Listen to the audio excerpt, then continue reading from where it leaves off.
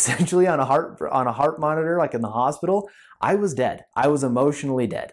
I was serving time and I was playing a role, all for the label of being and appearing good.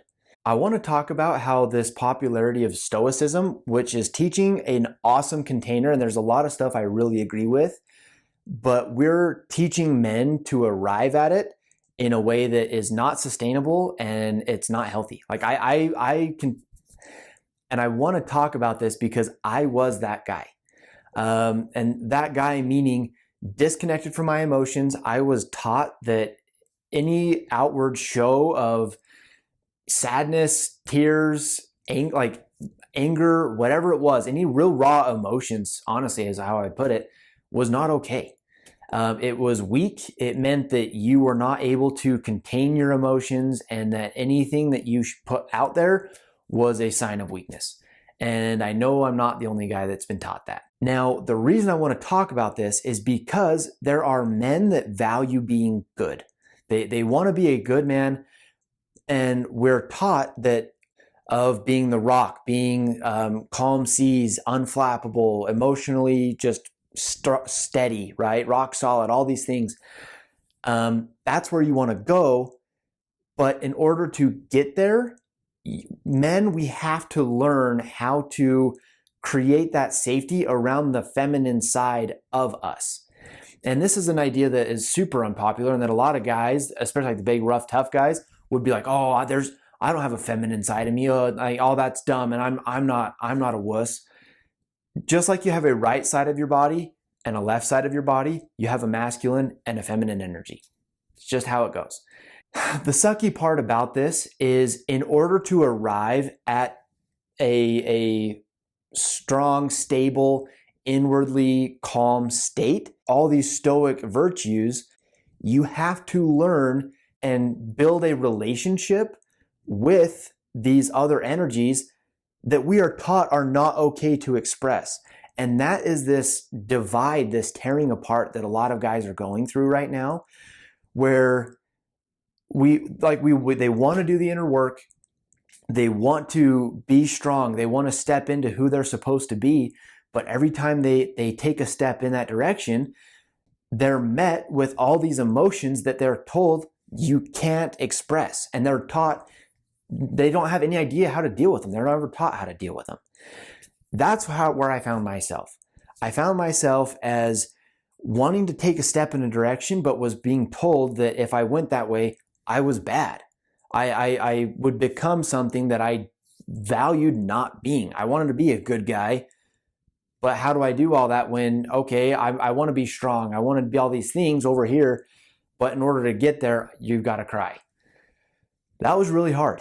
And what it led, before I started all this stuff, was where it left me was so if your emotions kind of come in waves, I had absolutely cut off the bottom half. And I thought that was what you're supposed to do. That if you don't feel and just don't express those things, you just keep pushing it down, then you're good. What I didn't realize was that a wave can only go as high and as low as the opposing force. When I cut off the bottom, I also by nature of it, cut off the top. And I really was living essentially an emotionally numb life.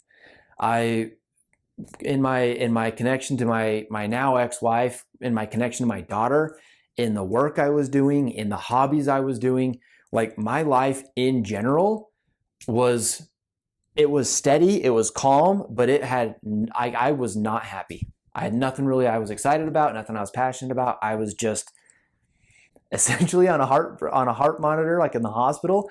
I was dead. I was emotionally dead. I was serving time and I was playing a role, all for the label of being and appearing good.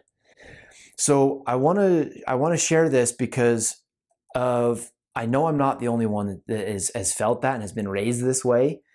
And in order to arrive at the life that we want, we have to learn how to calm our own seas.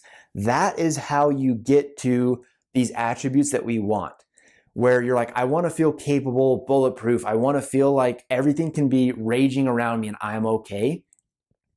The way that you arrive there is not by forcing yourself into it.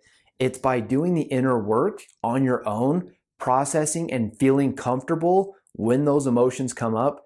When you're sitting at your house and you've got a process and a container that you've set up around, how do I deal with these emotions in me? What do those frequencies, what do those emotional waves feel like? So that when I'm out, and it's like practice, right? Practice at home and then play the game out in life. And when fear comes up, you know how to deal with it. You know what it feels like. You've dealt with it at home, and you're going to play the way you practice. So a couple things that have helped me practice just feeling emotions and being okay with that. Number one is meditate. For sure, that's the biggest one. Everyone talks about that. Definitely do it. Breath work. You can look up stuff like Othership is great. Go on YouTube, which I guess is where you're at, and look up Othership. Inner Child is a great one. You can do like shamanic breath work. There's like little 20-minute ones. I did one a couple of days ago. They're great because what it'll do is it'll put your body in a state where there's a book called The Body Keeps the Score. I'm a big believer that like when there are emotions you don't know how to deal with, you just put them somewhere in your body until later on you have the tools to work with it effectively. And that's kind of what that book talks about. But what breath work does is it just kind of drops some of those walls that you are constantly keeping and maintaining, and it allows you to process stuff that maybe normally you would be consciously, I call it sheepdogging yourself away from. That one's good. Yoga is a great one because it makes you slow down. If you want something that's maybe a little bit more aggressive, try Kundalini yoga.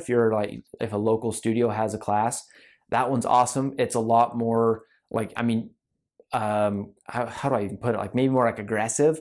Like you're moving, you're sweating. Like it's very, very intense. Like I was sore for a long time after that.